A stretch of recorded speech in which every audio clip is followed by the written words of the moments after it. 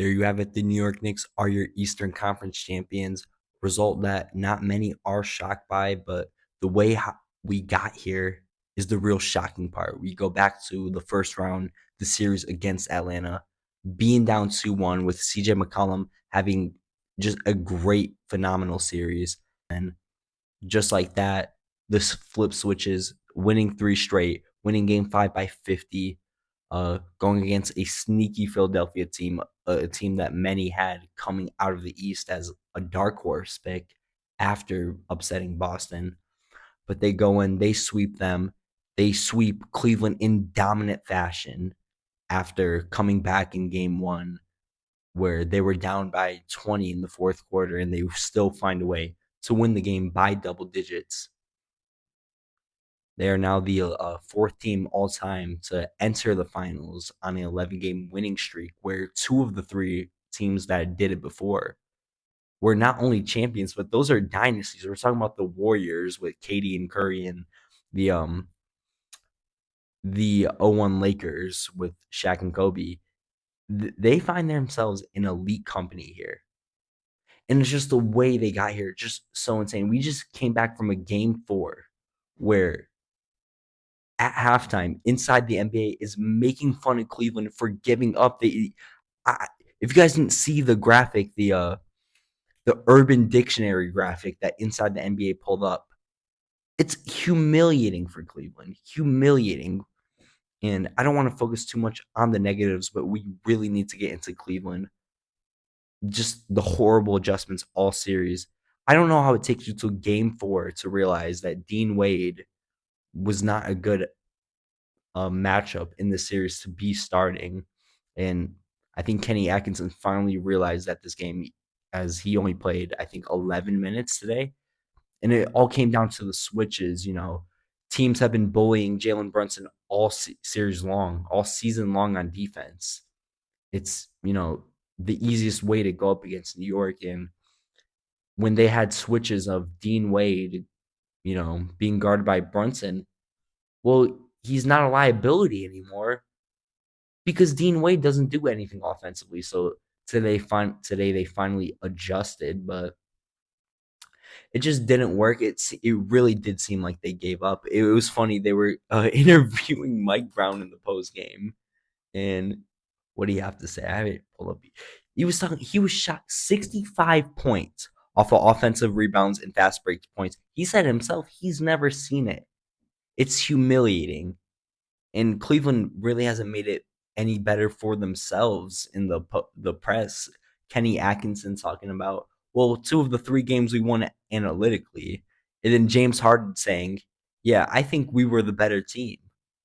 It's yeah, they're taken out of context, right? But why even do that to them? So it always reminds me of the when D'Angelo Russell signed with the Lakers again, and he was like, "Oh, I want to play a Derek White role for this team." Why would you say that? Why are you saying things that you know are going to get taken out of context like that? The New York Knicks, I, a lot of people, when you're that big of a market with that passionate of a fan base, you're going to draw in a lot of hate, right? But I just feel like this is a really likable Knicks team. I understand why people don't like the Knicks, their fan base, whatever. But out of all those big market teams, they're not a huge winner. So I feel like many people were happy to see them. It's a very likable team. The whole Jalen Brunson and Josh Hart dynamic is very fun. Um, just the personalities on this team, they match up very well with each other. They feel like just a bunch of friends, and it was just great to see. Once again, this was one of those series where it was like, usually I want a series to extend, but things got so ugly for Cleveland that I was glad to see things end tonight. You got to feel bad for Donovan Mitchell, even though, he didn't have a perfect series himself. He came out today to play, and it's just another disappointing exit in Donovan Mitchell's career. James Harden, this was his 11th five turnover game when facing elimination. I think they said the most since 1978. Um, there's not much more you could say about James Harden. It feels like, it, it, there's nothing that hasn't been said. Obviously, defensively, he's been picked on all series, all season, honestly. Um, I forgot who was talking about, but somebody was talking about, the amount of games where James Harden has had more turnovers than field goals made, which again happened tonight. Um, it's just sad. You'd like to see, someone with those kind of narratives on their name, kind of break out of it. And it's just like with James Harden, it's like you don't even expect it to happen. So just humiliating, especially, all those fast break points. There were so many times where everybody would commit to the box out, and then, oh, there goes Jalen Brunson wide open for a layup on the other end. It's embarrassing, and they played the game exactly how New York wanted them to. The only chance Cleveland had in the series was to win the paint, and it's like, oh, when they were losing early, they stopped attacking the paint. They wanted to cut down on that lead by shooting threes. James Harden shot 0 for 6 from 3 today. There's many people here. We'll go look at the box score. Evan Mobley, I think, took a lot of threes today that weren't necessary. Jarrett Allen has had so many game set back to back game sevens in round one and round two. He had great games, and they just didn't go to him in the elimination game today. I think he took 5 shots today. They played the game the exact way New York wanted to, which obviously didn't work today. Um,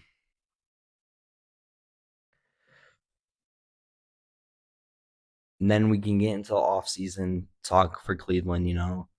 Maybe LeBron signs here for a vet minimum because these guys are, the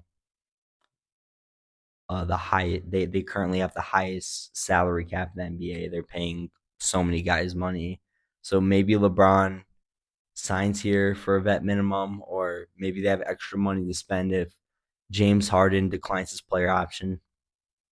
I don't know, but it just seems like if there was going to be a year for Cleveland, maybe this was the year. You put in your chips to go older and get James Harden. You moved on from Darius Garland, who I think, yeah, he had to be their longest tenured player there. Yeah, he was their longest tenured player there. You move off of him this year to get older, and it looked really bad. And it's like you wonder if they're gonna accept defeat on that trade already, with like the idea that even if Darius Garland wouldn't have been any better in the playoffs, he would have been a better asset than what James Harden is. You got to wonder where James Harden goes from here. He probably accepts that player option because is another team really going to want to take a chance on him that's contending? Yeah, the Sacramento Kings will take a chance on him. Yeah, these bottom tier teams, especially with the new lottery rule, the new draft lottery rules, these guys want to win now. They'll take a chance on James Harden. But is a contender going to take a chance on James Harden? His best move might to be to accept that player option, which I think he will. I I just wasn't a fan of the coaching, and at the end of the day, I think Kenny Atkinson is a good coach. I don't expect him to get fired. I wouldn't be shocked if he was fired. Something that really shocked me about this whole postseason was that the idea going into this postseason, I thought it was interesting because I didn't think a lot of these teams, even if they have disappointing exits, there's a lot of young teams this postseason that I don't think are going to blow things up if, they get eliminated and things go south. I was talking about like, I was just thinking of like, oh, like last year there was the Clippers, you knew if they lost, there was going to be a lot of changes. And I thought that was going to be different. But the idea, man, the league moves fast. The league moves fast. And now looking at how teams like Detroit exited, how teams like Cleveland exited, I'm like, well, these guys are going to make big changes this season. Seeing it in the moment was so much different, especially for this Cleveland team. So many options. I have no idea how this postseason goes. this offseason goes, but I hope the more change the better for the team is I guess what I can say about them. If they roll in again with James Harden, there's no way that this team is coming out of the East or that they even believe they will. I don't think something as simple as a coaching change will do that, which is why they will have their eyes on LeBron James this offseason, obviously. Will even be available. He might be retired. Things look scarce. I hate to be such a negative. There's so little to look forward to on this Cleveland team for next year. Maybe Mobley takes that next step forward and becomes a superstar. That's something you could look forward to. But the disappointment in Cleveland, the embarrassment of the series, and many people are looking at, oh, well, the Knicks ran through a weak Eastern Conference, but they beat everyone in front of them badly. So I don't think there's any way that this run will be discredited, even in a year where the Eastern Conference was a lot weaker. They handled business, and there's always going to be pressure to win the finals now that you're there, especially when you're a team in New York. But no matter what happens, I mean, you're going to be playing either San Antonio or OKC, two historical teams. So no matter how you slice it, this season is already a huge success for New York. And it's just like it's just the way they like it. It's just the way how things were last round. Two teams just battled each other in what will probably be 7 games in this OKC series, which was also 7 game series in that Detroit series. And they were well rested off a sweep. The same thing happened again. And I know people are like, oh, well, the 7 game series, at least, you're not going to get rusty. The Knicks did not come out rusty at all in that Philadelphia series or in the Cleveland series coming off that sweep. So I think these guys are ready to play, and it's just the ideal situation. The whole culture around the team, Spike Lee being there, on the court with them celebrating, and it all started with Game 3 on the road. After all the Cleveland fans left, you heard the "Let's Go Knicks" chants.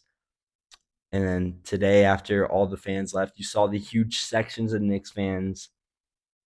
It was honestly good for the culture in New York, and I think the Knicks being good is obviously good for the culture of the sport.